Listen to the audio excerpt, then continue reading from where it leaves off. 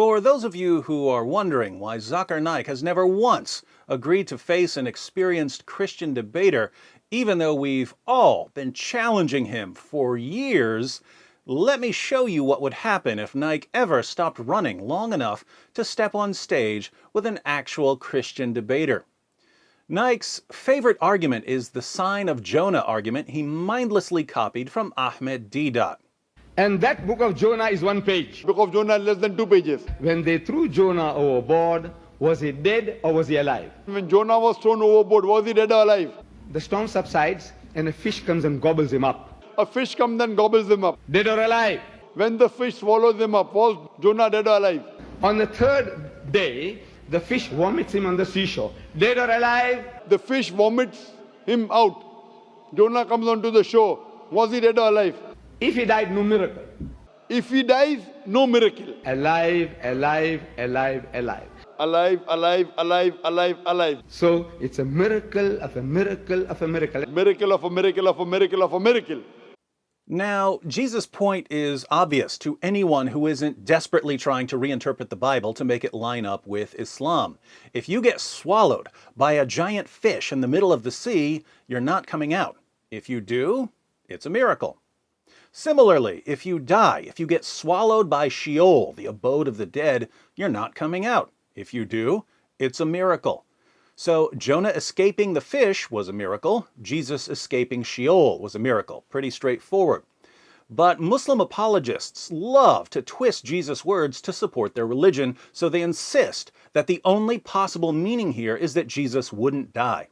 Jonah was alive in the fish, so Jesus was alive in the tomb. Now, what's wrong with the interpretation of Naik and Deedat? Lots of things, but one of the most glaring problems is that Jesus calls their interpretation satanic. I'm willing to lay this down as a rule.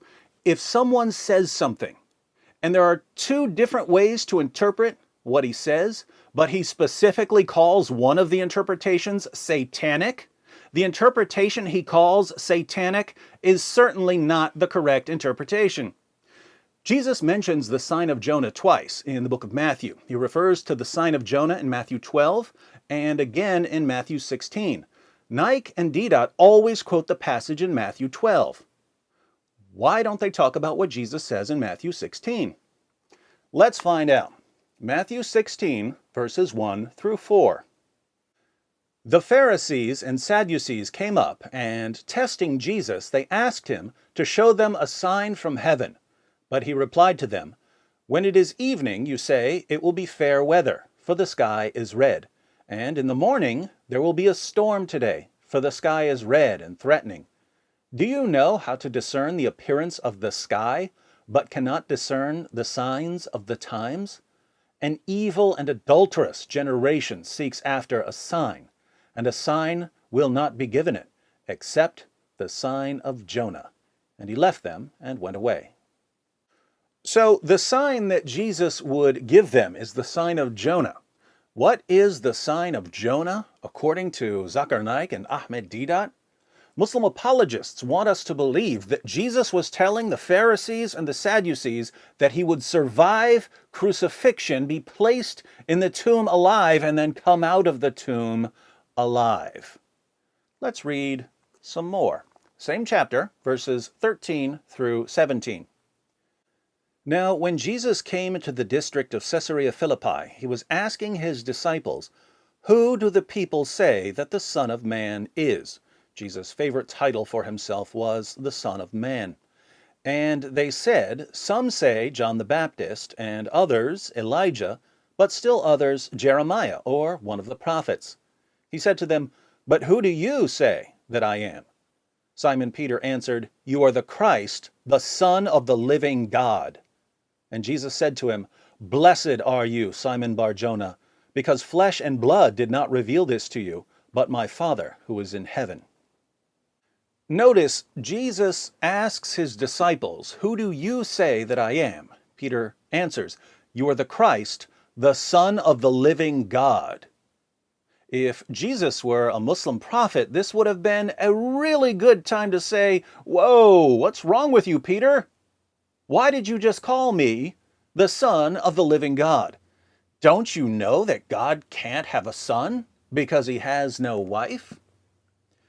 But that's not what Jesus said. He said that Peter was blessed and that Jesus' true identity as the divine Son was revealed to Peter by the Father. Is that what Islam teaches? No. So why does Zakir Naik go to this book and pretend that it supports Islam? Because he's a liar. But he doesn't want his followers to know that he's a liar, which is why he only agrees to face people who've never debated before. And it's about to get worse. Same chapter, verses 21 through 23. From that time, Jesus began to show his disciples that he must go to Jerusalem and suffer many things from the elders and chief priests and scribes and be killed. Yes, Jesus just said that he's going to Jerusalem and that he's going to be killed and be raised up on the third day. Now, watch what Peter does. Peter took him aside and began to rebuke him, saying, "God forbid it, Lord, this shall never happen to you." Peter here says exactly what a Muslim would say. "No, Jesus, you don't know what you're talking about. You're not going to die." And how does Jesus answer him? But he turned and said to Peter, "Get behind me, Satan. You are a stumbling block to me, for you are not setting your mind on God's interests, but man's." Why does Jesus call Peter, his most trusted disciple, Satan?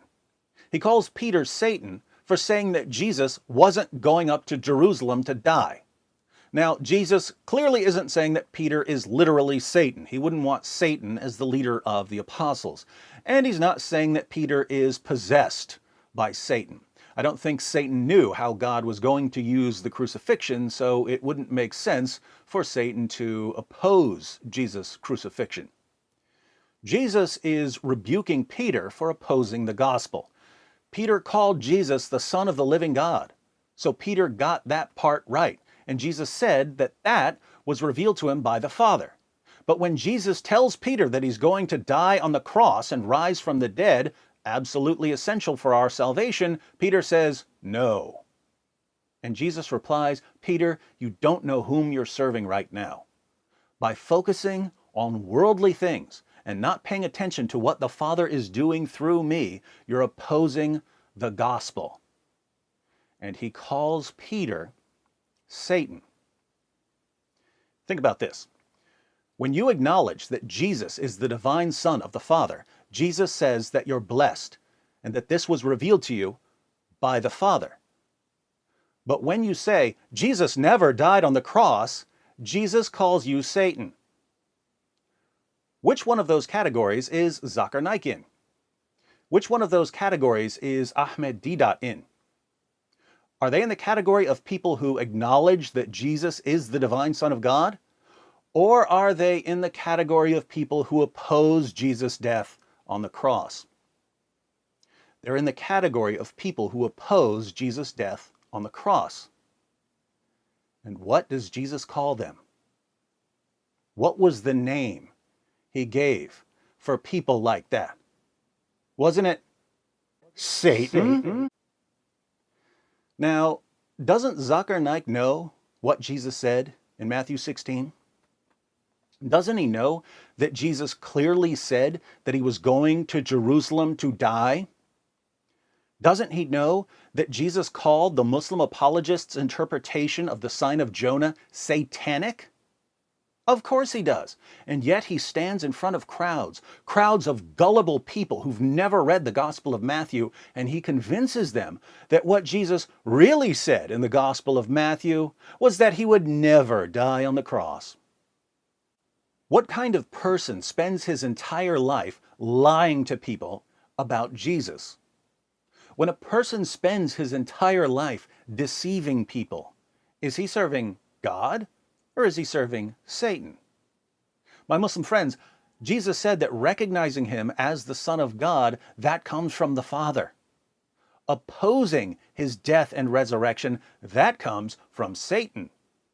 So if your religion is dedicated to denying what comes from the Father and supporting and upholding what comes from Satan, what would Jesus call your religion? What would he call your prophet? And if you, now that you've seen what Jesus actually said, if you continue to deny that Jesus is the divine Son of God, if you continue to deny his death and resurrection, if you continue to support apologists who spend all their time deceiving people about Jesus, what would Jesus call you? Let me know in the comments section.